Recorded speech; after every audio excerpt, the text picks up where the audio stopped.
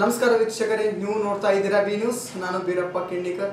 ಬಸವಕಲ್ಯಾಣ ಶಾಸಕ ಬಿ ನಾರಾಯಣರಾವ್ ಅವರ ಅಂತ್ಯ ಸಂಸ್ಕಾರ ನಂತರ ಬಸವಕಲ್ಯಾಣ ತಾಲೂಕಿನ ಮಾಜಿ ಶಾಸಕರಾದ ಎಂಜಿ ಮುಳೆ ಅವರ ನಿವಾಸದಲ್ಲಿ ಸಾಮಾಜಿಕ ಚಿಂತಕರಾದ ಸಂಜೀವ್ ಕುಮಾರ್ ವಾಡೇಕರ್ ಅವರ ನೇತೃತ್ವದಲ್ಲಿ ಶಾಸಕ ಬಿ ನಾರಾಯಣರಾವ್ ಅವರ ಶ್ರದ್ಧಾಂಜಲಿ ಕಾರ್ಯಕ್ರಮ ಹಮ್ಮಿಕೊಳ್ಳಲಾಗಿತ್ತು. ಬಿ ನಾರಾಯಣರಾವ್ ನಿಧನದಿಂದ ತಮ್ಮ ಕಣ್ಣಲ್ಲಿ ನೀರು ತಂದ ಸಂಜೀವ್ ಕುಮಾರ್ ವಾಡೇಕರ್ ಅವರು ಮಾತನಾಡಿ, ನಿಜಕ್ಕೂ ಇವತ್ತು ಈ ಕ್ಷೇತ್ರದ ಜನತೆಗೆ ತುಂಬಾ ದುಃಖದ ಸಂಗತಿಯಾಗಿದೆ. ನಮಗೆ ತುಂಬಾ ಭರವಸೆ ಇತ್ತು, ಶಾಸಕ ಬಿ ನಾರಾಯಣರಾವ್ ಅವರು ಗುಣಮುಖರಾಗಿ ಮತ್ತೆ ಜನರ ಸೇವೆ ಸಲ್ಲಿಸುತ್ತಾರೆ ಎಂದು.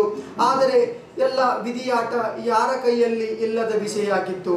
ಹಿಂದುಳಿದ ವರ್ಗದಿಂದ ಬಂದು ಸತತ 40 ವರ್ಷಗಳ ಹೋರಾಟದಿಂದ ಅವರು ಕಂಡ ಶಾಸಕರಾಗುವ ಕನಸು ನನಸಾಗಿತ್ತು. ಆದರೆ ಅವರು ನಮ್ಮೆಲ್ಲ ಹಾಗೂ ಈ ಕ್ಷೇತ್ರ ಜನತೆಗೆಲ್ಲ ನಡು ರಸ್ತೆಯಲ್ಲಿ ಬಿಟ್ಟು ಹೋಗುತ್ತಾರೆ ಎಂದು ನಾವು ಕನಸಲ್ಲಿ ಕೂಡ ಕಂಡಿಲ್ಲ ಎಂದರು. ಬಿ ನಾರಾಯಣರಾವ್ ಅವರು ಈ ಕ್ಷೇತ್ರದ ಅಭಿವೃದ್ಧಿಗೋಸ್ಕರ ಎಷ್ಟು ಕನಸು ಕಂಡಿದ್ದಾರೋ ಅದನ್ನೆಲ್ಲ ಪೂರ್ತಿಯಾಗದೆ ನಮ್ಮನ್ನೆಲ್ಲ ಅಗಲಿ ಹೋದರು. ಅವರ ಕನಸು ನನಸಾಗಬೇಕಾದರೆ, ಅವರ ಆತ್ಮಕ್ಕೆ ಶಾಂತಿ ಸಿಗಬೇಕಾದರೆ ಶೀಘ್ರದಲ್ಲಿ ಅವರ ಉಳಿದ ಕಾರ್ಯಗಳು ಪೂರ್ತಿಯಾಗಬೇಕು ಎಂದರು.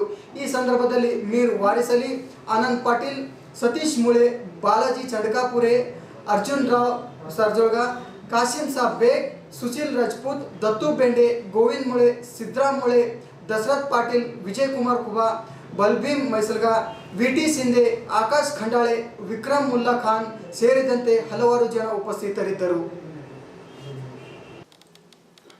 आज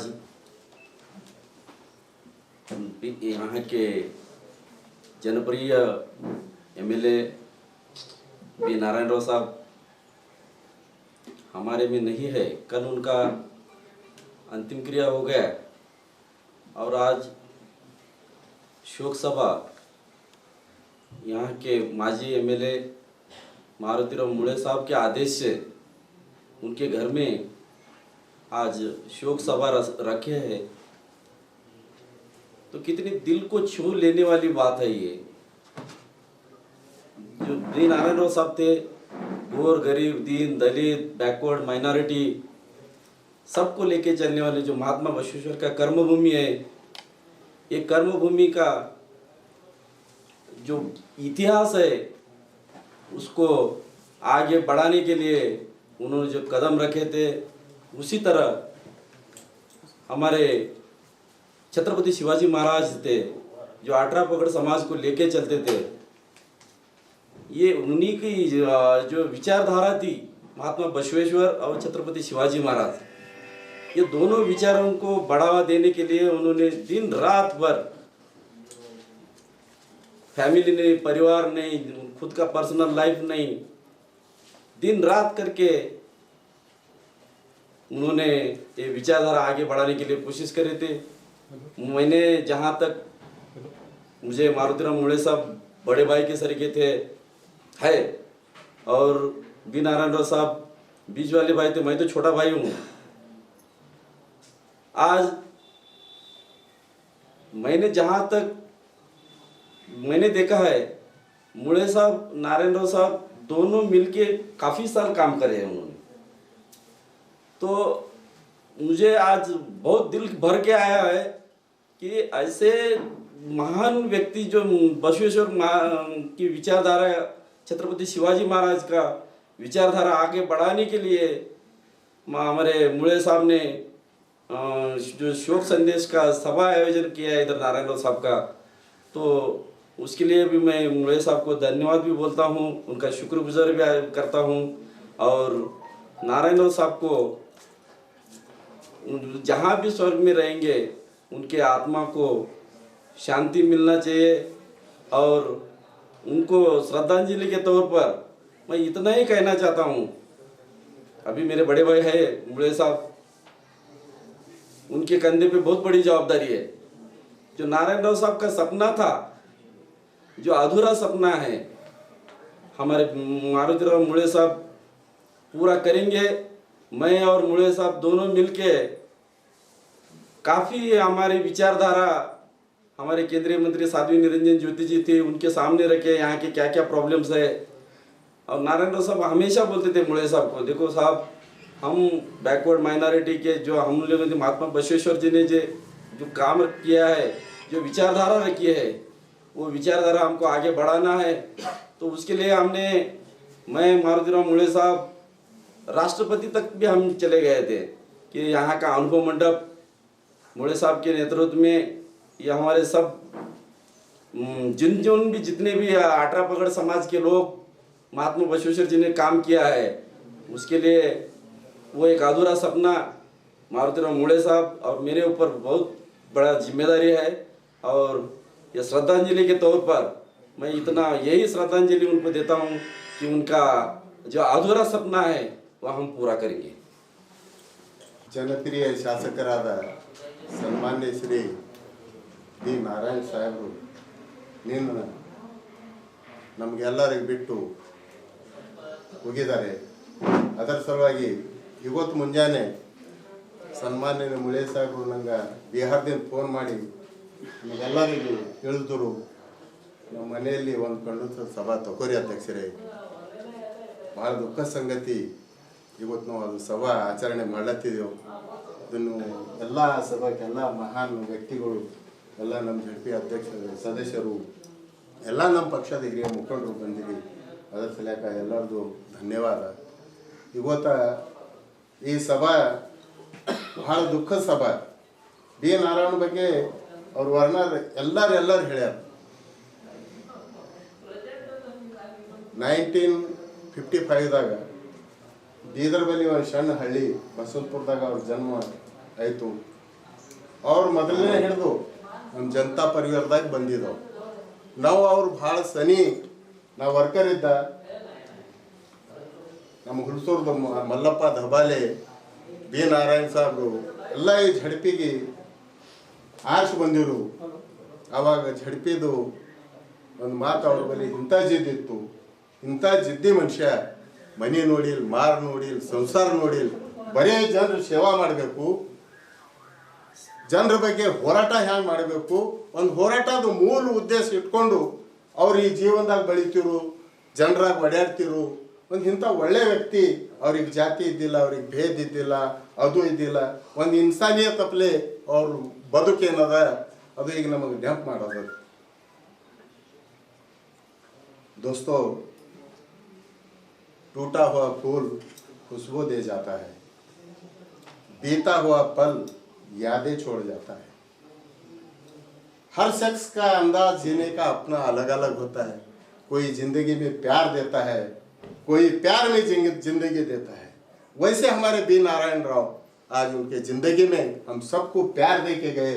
इसलिए इतने पॉपुलर, इतने लोगों के दिल में जो बसने वाले एक ही एक एमएलए को हम देखे हैं बसव कल्याण में, वो है बी नारायण राव.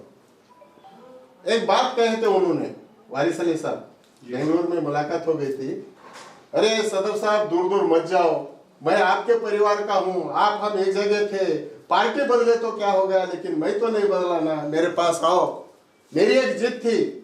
एक शेर बोले थे उन्होंने, विधानसभा में बैठ के मेरे को बोले थे. शेर के बहुत शेर शायरी के शौकीन भी थे. आज उनकी याद आती है. उन्होंने एक शेर बोले थे, जिद है आसमान को बिजली गिराने की. उन्होंने बोले थे, जिद है आसमान को बिजली गिराने की, ख्वाहिश है मुझे वहाँ आसिया बनाने की. इसलिए उन्होंने विधानसभा तक का सफर किए. तो एक ही एक इंसान बीदर जिले से जो ऐसे गरीबी में ऐसे हर लोग को, हर जात को, सबको लेके जो विधानसभा में हमारे बसव कल्याण के लिए, महात्मा बसवेश्वर के कर्मभूमि अनुभव मंडप के लिए एक ही एक एमएलए जो परसों भाषण में जो पूरे विधानसभा में एक तहलका मचा दिए, बसव कल्याण क्या है, वहाँ पर अनुभव मंडप होना चाहिए.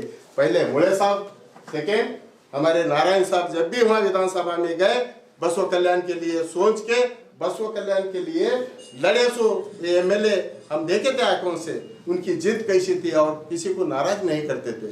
हंसते हुए सबको हंसते हुए मिलना, हंसते हुए चलना, ये उनका एक चरित्र था. इस बसव कल्याण को बेचारे ज़्यादा दिन भगवान को मंजूर नहीं था. वो हमारे बसव कल्याण के बदकिस्मत है. ऐसे एमएलए को हम गंवा के आज बसव कल्याण में बैठे हैं. हमारे तहे दिल से आज मैं उनको श्रद्धांजलि अर्पित करता हूँ. जाने वाले कभी नहीं आते, जाने वाले की याद आती है. इसलिए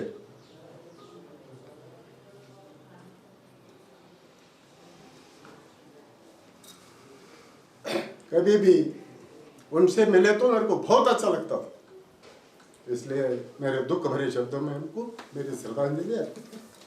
दिवंगत हमारा दोस्त इसलिए कहता हूँ कि उन्हें और हमने बमरोडी कॉलेज में पढ़ाई की। मुझे 1 साल से सीनियर थे, शायद मुझे लगता है कि उनका एडमिशन ही थोड़ा लेट हुआ है। वो उम्र से मुझे बड़े थे लेकिन 1 साल ही सीनियर थे। ऐसे हमारे दोस्त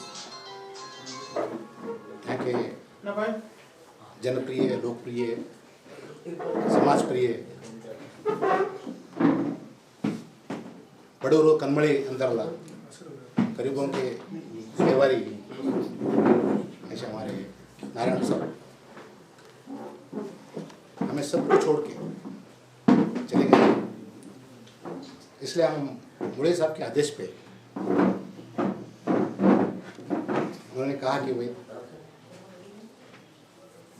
ये पार्टी रहित छोड़ के नारायण राव हमारे थे, हमको श्रद्धांजलि देना है, इसलिए हमने आज यहाँ इकट्ठा है।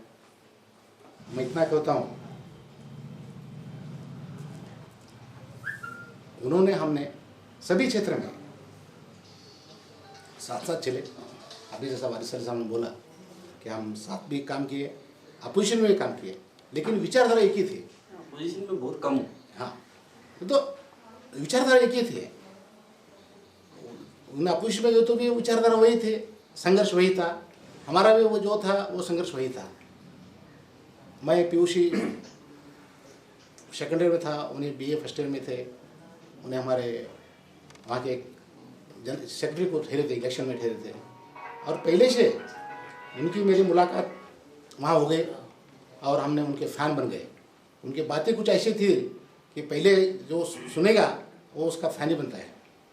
और सबसे पहले 1979 में जब बापूराव हुलसुरकर डिप्टी स्पीकर थे, तो इन्होंने कुछ कुली समाज के स्टूडेंट और कुछ धनगर समाज के स्टूडेंट को लेकर उनको घेराव किए थे। उनको ये डिमांड रखी कि भाई हमारे बैकवर्ड लोगों को हमको हॉस्टल चाहिए, तुम हॉस्टल क्यों नहीं करते। तब देवरादास चीफ मिनिस्टर थे, देवरादास भी आए थे, तभी यही सब उनको घेराव किया था। वो बहुत करीबी थे देवरादास के, उनके इतने छोटे बच्चे रहने के वजह होते हुए भी तो उनके वहाँ के चीफ मिनिस्टर देवरादास तो ये जो किंग, एक राजा जैसे थे उन्हें, लेकिन उनको हाथ के कर के बिल्कुल ना मारती नहीं दो, हिंदू दो इधर ना मारती नहीं। सो ये मैं आँखों से देखा हूँ। उनका तो कहने का मतलब है कितना उनका संघर्ष था। छोटे अब हमारे उम्र के, हमारे के 2-3 साल से बड़े था, लेकिन तब से उन्हें संघर्ष किया। उन्हें उनको देखा हूँ मैं कि जब बंगारप्पा आए थे, बंगारप्पा आने के बाद वहाँ के जो गोंड समाज तो ये नहीं, वो बाद के राजगोंड बोल के वो रखते ना, वो पाशीप्रति ये सभी लोगों को उनको ये नारायण ये मारती और तकों पड़ती ऐसा, ये मैं आँखों से मैं कान से सुना हूँ, उनको देखा हूँ मैं। तो कहीं ना कहीं ये जो छोटे छोटे तबके के लोग थे ना, उनको जमा करते थे और उसके लिए संघर्ष करते थे, उनको न्याय देने की कोशिश करते थे। मुझे मालूम है बंडप्पा साहब इधर ही हैं, उनके हॉस्टल के लिए ये बैकवर्ड लोगों को हॉस्टल मिलना चाहिए। उन्हें सब बैकवर्ड लोगों के बच्चे, अमृत चुंकोड़ हो, पंडित चिद्री हो, क्या कई लोग उनके साथ साइकिल रैली किए थे, उन्हें साइकिल रैली। और एक गोल्ड सर्टिफिकेट मिलना, बल्कि विधान परिषद का हमने 1983 में 82-83 में हंगर स्ट्राइक किए थे, क्योंकि उनकी समझो सोच क्या थी। और 1983 में भी उन्हें बीदर से क्रांति रंगा, देवरास की जो पार्टी थी ना, वहाँ से उन्हें इलेक्शन लड़े। यहाँ से 19 से जनता पार्टी से, देवाड़ा की पार्टी से लड़े। बाद में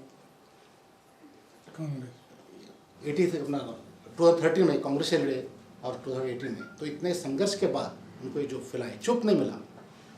मुड़े साहब उनका जीवन एक ही है, एक ही, मैं कहने लगा कि एक ही, दोनों संघर्ष में, लेकिन विचारधारा एक ही, बराबर लड़ते थे। उन्हें जब सोनिया गांधी आई थी, उन्हें किसी हिम्मत नहीं होती थी, तो सोनिया गांधी को बोले तब भीमवाड़ा खंडे ने उनको बुलाया था उनके इसमें कॉलेज में नहीं थे, तो उन सुनेगा तभी उनके सामने बोले थे मैं देख सुना हूँ क्या है तुमको बैकवर्ड लोग कोई देखते क्या नहीं के देखते नहीं क्या, सब उनके इसमें जाते, फंक्शन को उनके पास जाते, शादी को उनके पास जाते, टिकट उनको देते हैं। पर हम कब बढ़ना, कांग्रेस पार्टी है बैकवर्ड दलित अल्पसंख्यक के कहते हैं, लेकिन क्या है ऐसी कीमत किसकी हिम्मत होती थी बोलो।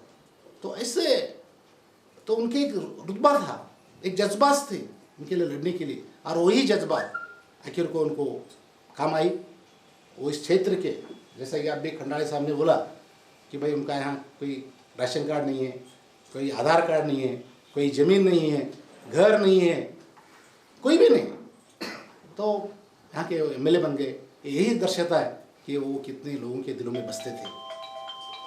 तो आज यही याद पर्सनली मैं याद करना चाहता हूँ कि जब 1989 में उन्हें इलेक्शन ठहरते थे तब हमने बहुत बेंगलोर में हो यहाँ हो बैठ के बात करते थे कि भाई कैसा करना चाहिए क्या नहीं। हमने उनको रिक्वेस्ट किया तुम इलेक्शन मत लड़ोगे, तो बाद में नहीं भाई मेरा भाई करियर है, मुझे एक बार एमएलए बनना है। क्योंकि यही लास्ट को यही बोले उन्हें, मैं मेरे साथ तहसील जमादार थे, उन्हें हम सब बैठ के बात किए, तो उन्हें बोले कि सर मुझे एक बार दिखाना है कि बसोकरण में मैं कितना वोट लेता हूँ, मैं जीतने के लिए नहीं ठहर रहा हूँ, मुझे दिखाना है कि मैं कितने वोट लेता हूँ। तभी सभी पार्टी को मालूम हुआ कि भाई इनके पास इतने वोट हैं। ये बातचीत करके कोई सब मुझ के नहीं कुछ नहीं क्या नहीं क्या है, और ठहर गए और 13,000 वोट लिए, और उनके वजह से हम केवल मुझे अच्छा लगता है कि 2,000 तो चिल्लर से वो इलेक्शन हार गए। कोई गम नहीं है, लेकिन ऐसा नेता जब आता है तो गरीबों के वास्ते तो ऐसे रहना चाहिए। लेकिन ये भगवान की इच्छा नहीं चली कि वो बहुत ही सभी क्षेत्र में बहुत गड़बड़ करते थे, बहुत क्रांतिकारी विचार लेते थे, क्रांतिकारी एक स्टेप लेते थे। तो आज उन्हें भी स्टेप ऐसा लिया मैं ये नहीं समझता कि उनको करो ना, अरे करो, सब जन घर में बैठे थे। आज हमारे पीजीआर सिंधिया 2 महीने हो गए, उन्हें घर से बाहर नहीं है, और लोगों को बोल रहे हैं कि भाई तुम वो 2-4 महीने से अभी तुम घर से बाहर मत निकलो। कई नेता घर से बाहर मत निकलो, तुम घर में बैठो, लेकिन ये इतना मालूम होते हुए भी लोगों में घूमते रहा, परवाह नहीं किया। और हमको बोलते थे मैं पत्थर फोड़ हूँ, मुझे कुछ नहीं होता। कई बार मुझे आके हाँ मैं आके कई बार चले गए हैं, लेकिन ये जो लोग मजदूर है, जो लोग परेशान हैं, उनको खाना नहीं मिल रहा है, इसके लिए मुझे काम करना है। तो ऐसे करते हुए ऐसे मैं एक क्रांतिकारी विचार बोलता हूँ, मैं ऐसे कुछ क्रांतिकारी विचारों में जो सभी स्टेप मैं ही करता हूँ, यही कहूँगा कि दोस्त तुमने बहुत जल्दी की, हमें नहीं पूरा आम जनता को जो तुम्हारे ऊपर बहुत आशा लगाए थे, आपको एक सहारा समझे थे, उनको सबको तुम छोड़ के गए। इतना लास्ट इतना कहूँगा कि हो सके तुम और एक बार आना, इतने कही थे। ये मेरी भावपूर्ण सम्मान अर्पित करते हैं। Gontal digital photo studio and videographer Kadgi Math complex Basaveshwara chowk Basava Kalyana. ಹೆಚ್ಚಿನ ಸುದ್ದಿಗಾಗಿ ವೀಕ್ಷಿಸಿ ಬಿ ನ್ಯೂಸ್ ಬಸವ ಕಲ್ಯಾಣ. ಮುಂದಿನ ಸುದ್ದಿಗಳನ್ನು ವೀಕ್ಷಿಸಲು ಯೂಟ್ಯೂಬ್ನಲ್ಲಿ ಬಿ ನ್ಯೂಸ್ ಬಸವ ಕಲ್ಯಾಣ ಅಂತ ಟೈಪ್ ಮಾಡಿ ಸಬ್ಸ್ಕ್ರೈಬ್ ಮಾಡುವ ಜೊತೆಗೆ ಬೆಲ್ ಐಕಾನ್ ಅನ್ನು ಒತ್ತಿ.